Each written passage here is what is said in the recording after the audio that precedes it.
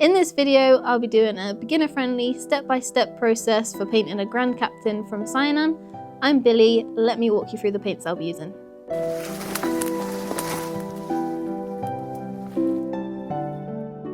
The first step is to cover all the base coats on the model. The first one I'll be using is Ancient Stone to cover all the skin.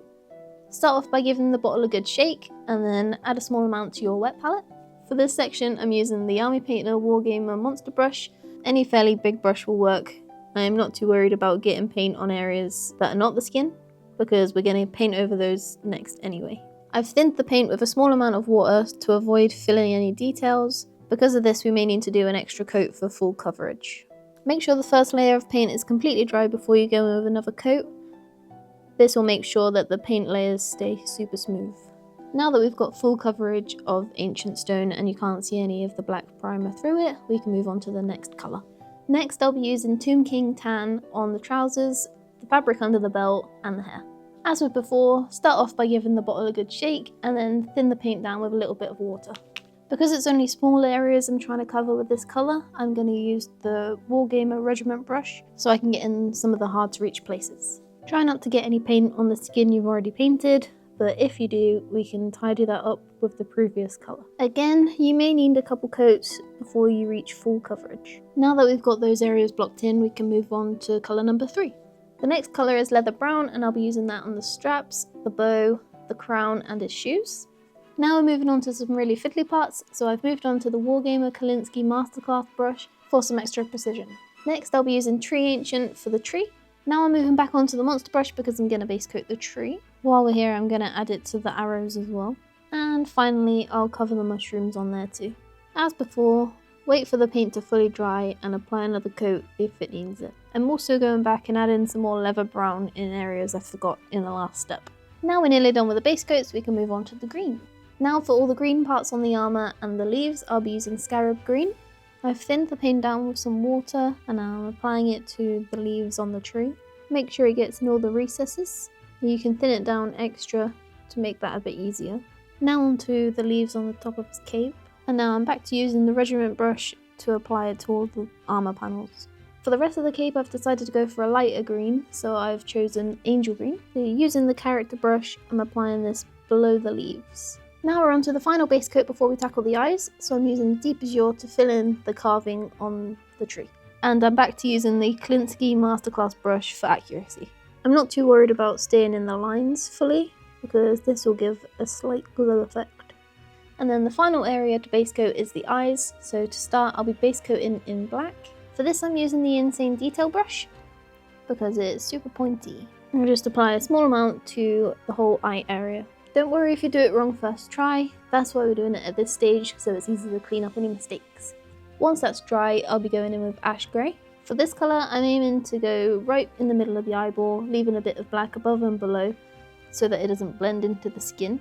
I find it better to use medium grey for this part, because it looks more realistic than bright white. Now I'm going back in with matte black to add the pupil. Try and get them equal on both sides. If you mess them up, you can go back in with the eyeball colour and start again. And while we've got this colour on the brush, I'm going to apply it to the blade, ready for a metallic base coat later on. That's all the base coats done, and now we can move on to step number 2, which is washes. For this step, I've switched out to my speed paint palette that comes with the Army Painter wet palette. The first one I'll be using is Warrior Skin over the skin. I'm going to thin this down with a small amount of speed paint medium. It's about half and half. Give that a mix in the palette, and using the character brush, I'm going to apply this to all of the skin. We're aiming to fully cover all of the Ancient Stone, but watch out for any areas where it becomes puddly and soak that up with a dry brush. I've swapped to the Kalinsky Masterclass brush for the face, as I'm trying not to get any too thick in the eyeballs. And don't forget his ears. This brush is also helpful for getting under his arm. So that's the first wash, and it's looking much better already. Next I'm using Bony Matter over the trousers and the fabric under the belt. So in a separate well in the speed paint palette, I've applied some Bony Matter and equal parts of speed paint medium. And using the same brush, I'm going to apply this to the trousers and apply it to the fabric under the belt. Now I'm using Sepia Tone Wash over the hair, adding a couple drops of speed paint medium, and after a good mix, I'm applying this to the hair. In a separate well, we've got Satchel Brown mixed with a lot more Speed Paint Medium than the others, because this colour is very dark, so I've thinned it down a lot more. And this is going over everything that's base coated brown. For the smaller details, make sure your brush isn't too overloaded with paint, then it will be much easier to control where it goes. And finally, I'm using Absolution Green in areas over the tree to give a moss effect.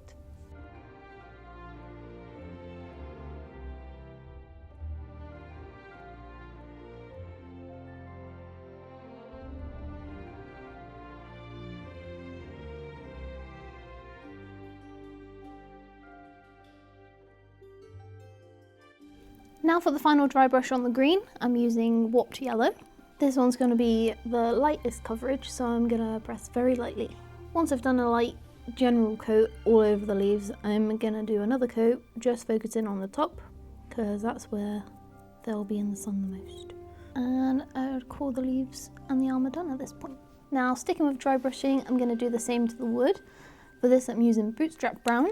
Sticking with the small dry brush, I'm going to do horizontal lines this time to try and catch the wood green. I'm also going to focus more on the mushrooms so that they get a lot lighter than the wood. And then for the second dry brush on the wood, I'm going to be using Command Khaki. And just like with the yellow, I'm going to be applying very little pressure so that we only get a small amount. And sticking with the horizontal strokes to catch all the wood green. I'm also going to apply this to the bow very lightly.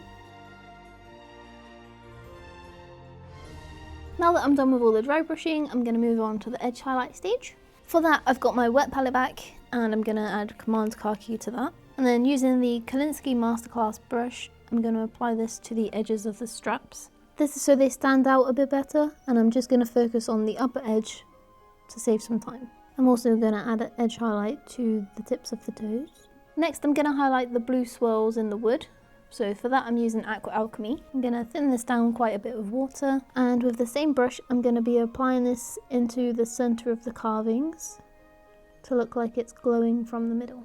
I'm going over it a few times in areas where I think it should be brighter, and once I'm happy with coverage, I will call it done. Now for the next step, I'm going to be going in with Ancient Stone that's already on my palette, and I'll be applying that to all the stitching on the armour and the ends of the arrows. While I'm at it, I'm just going to add Ancient Stone to the rope on the tree as well. Now that's done, I'm also going to grab some of the Bony Matter speed paint mix from earlier as well and go over all of the Ancient Stone that we just painted with it. This is just a quick way to dull it down a bit and kind of make it blend in to the painting we've already done. I'm not too worried about getting it on the other areas either, because it's very subtle shading.